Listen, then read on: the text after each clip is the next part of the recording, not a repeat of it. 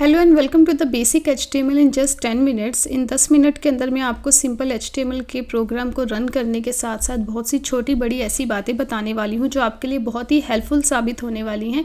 Video के साथ बने रहिएगा। फटाफट से स्टार्ट करते हैं कि ये HTML है क्या। आप लोगों ने अपनी टेक्स्ट बुक्स में, इंटरनेट पर कई दफ़ा ये चीज़ पढ़ी होगी कि HTML की डेफिनेशन या फिर उसकी एब्रीवेशन है हाइपर टेक्स्ट मार्कअप लैंग्वेज।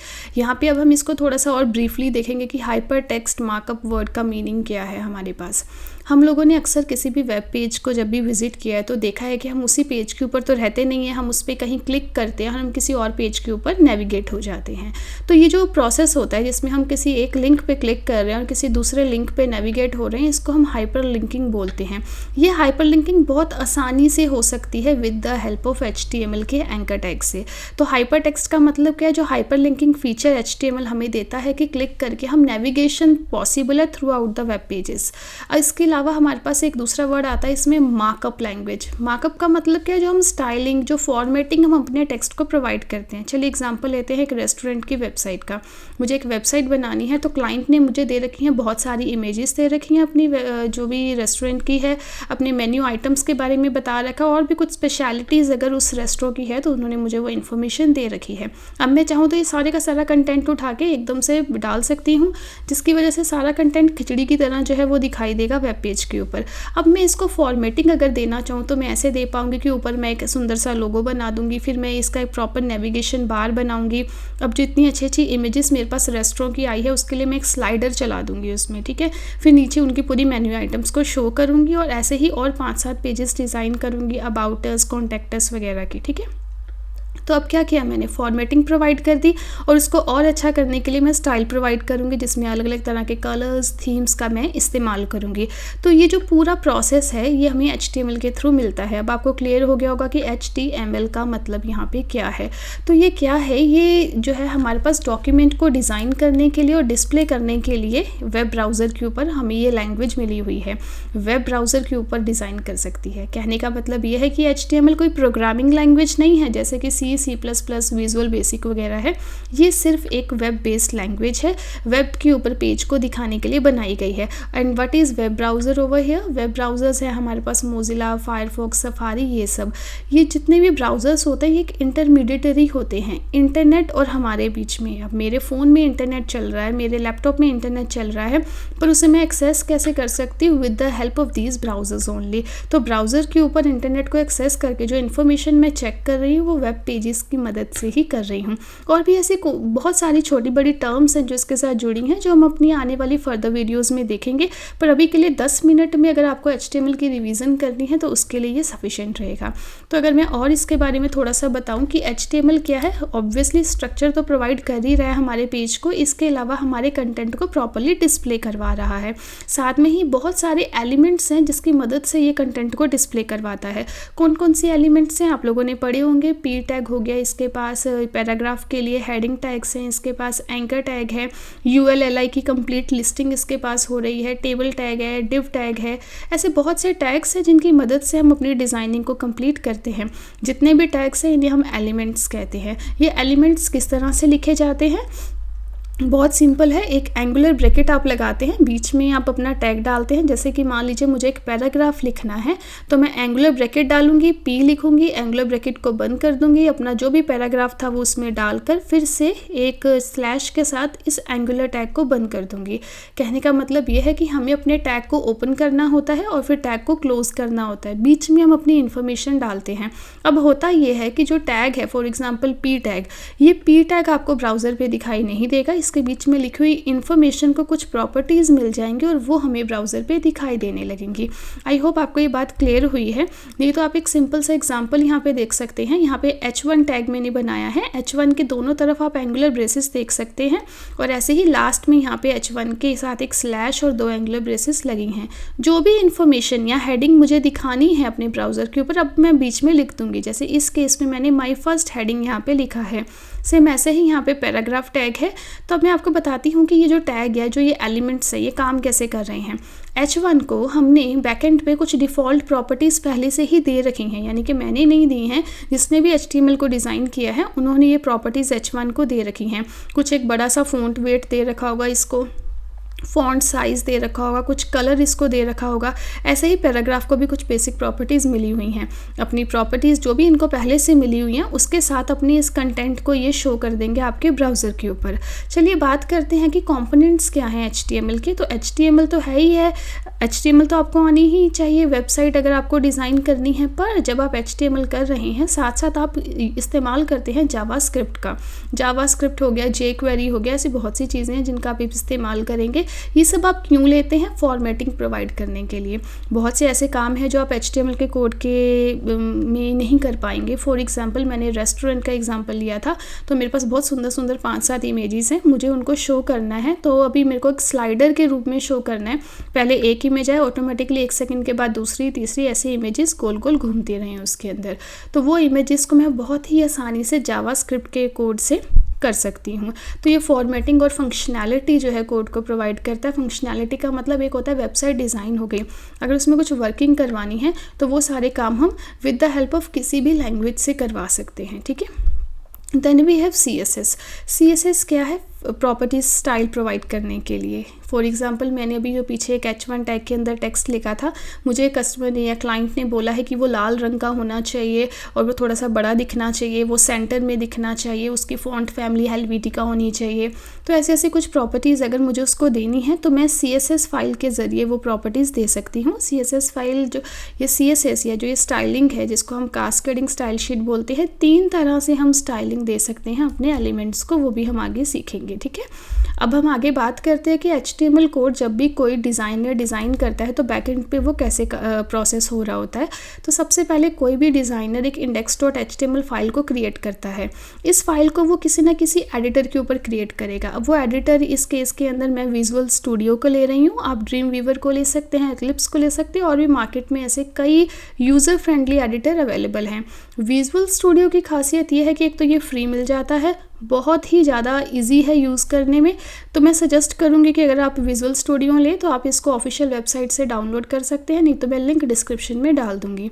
अब आपने एक index.html फाइल उस विजुअल स्टूडियो में कोड करके बना ली। क्या कोड करना है वो भी आगे आपको दिखाने वाली हूँ, ठीक है।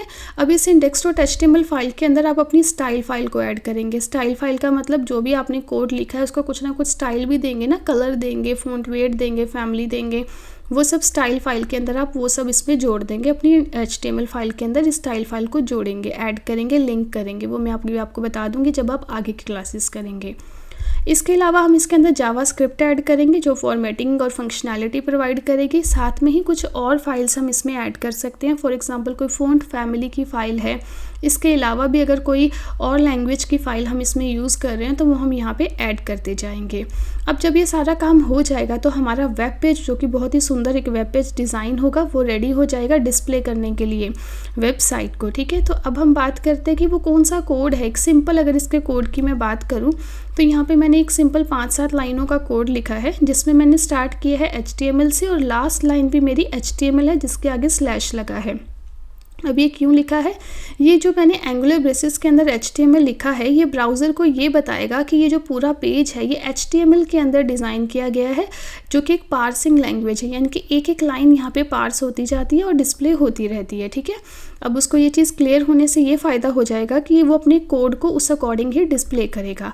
HTML के आगे 2 हिस्से होते हैं, एक होता है हेड, एक होता है बॉडी। हेड के अंदर हम इस्तेमाल करते हैं सारी JS फाइल का, CSS फाइल्स का, कोई फैव आइकन बनाना है, मेटा टैग्स लेने हैं, वो सब हेड में डाल देते हैं। फिर है हमारे पास यहाँ पे बॉडी टैग। अब जो भी कंटेंट हम डिस्प्ले करवाना चाहते हैं अपने वेब पेज के ऊपर, वो बॉडी टैग के अंदर हम डाल देंगे। मेरे केस में मैंने सिंपली यहाँ पे H1 के अंदर लिखा है my first class to HTML और H1 को बंद कर दिया, तो अब एक हेडिंग बन के आ जाएगा। H1 को जो भी डिफ़ॉल्ट प्रॉपर्टीज़ मिली है वो मेरे इस लाइन को भी मिल जाएंगी। नीचे मैंने पैराग्राफ में लिखा है हाई लेट स्टार्ट, तो सिंपली पैराग्राफ की जो प्रॉपर्टीज़ है वो हाई लेट स्टार्ट को यहाँ पे मिल जाएंगे। तो सिंपल एक प्रोग्राम मैंने यहाँ पे लिखा था। अब मैं आपको इसको किसी भी एडिटर के ऊपर रन करके दिखाऊंगी। तो यहाँ पे मैंने विजुअल स्टूडियो अपनी एंड पे ओपन कर लिया है। तो विजुअल स्टूडियो के अंदर ये मेरे पास यहाँ पे 4-5 लाइनों का मेरा कोड था। तो देखिए किस तरह से ये यहाँ पे काम करेगा। तो यहाँ पे हेड है, इसके अंदर हम JS और अपनी CSS फाइल्स को कॉल करेंगे। रन करना बहुत इजी है इस कोड को। सिंपली आपको क्या करना है, ये यहाँ पे ये एंगुलर ट्रायंगल सी बनी हुई है, इस पर क्लिक कर देना है रन एंड डिबग के ऊपर। ठीक है, तो मैं इस पर दोबारा से एक दफ़ा क्लिक कर देती हूँ।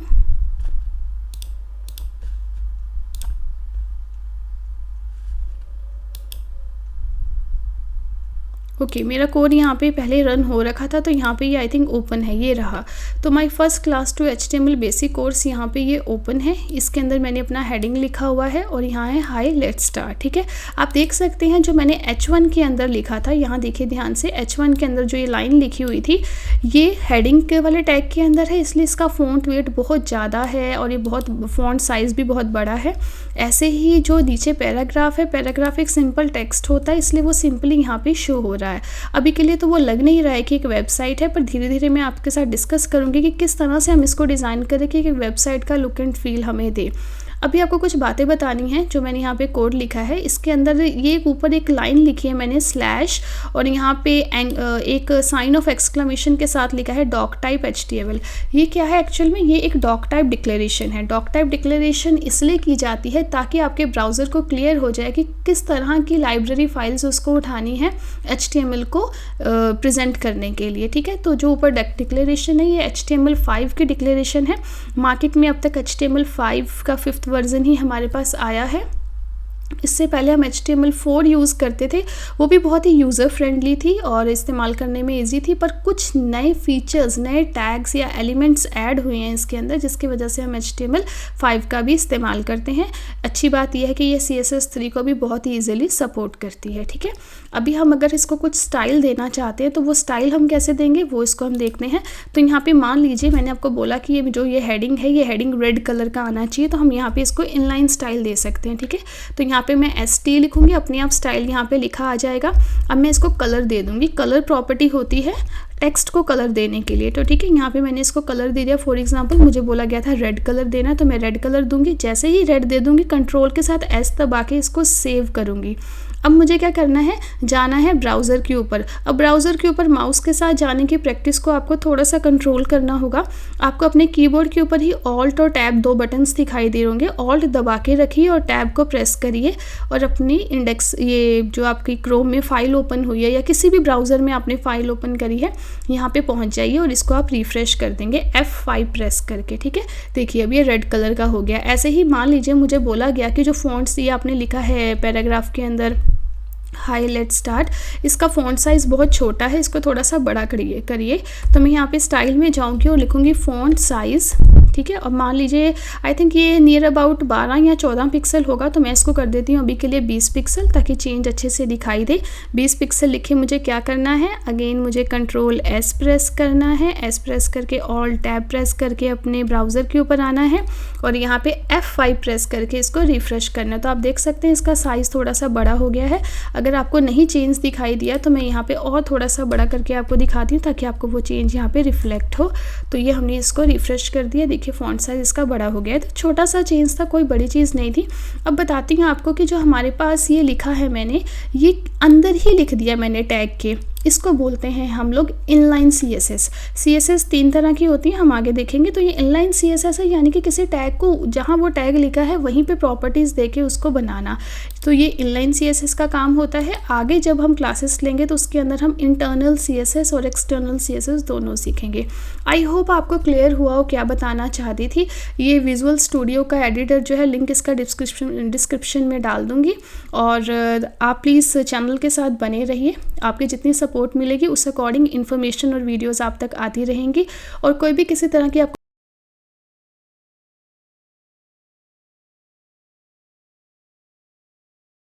प्रॉब्लम आती है, आप मुझे कमेंट करके बताइए। फुल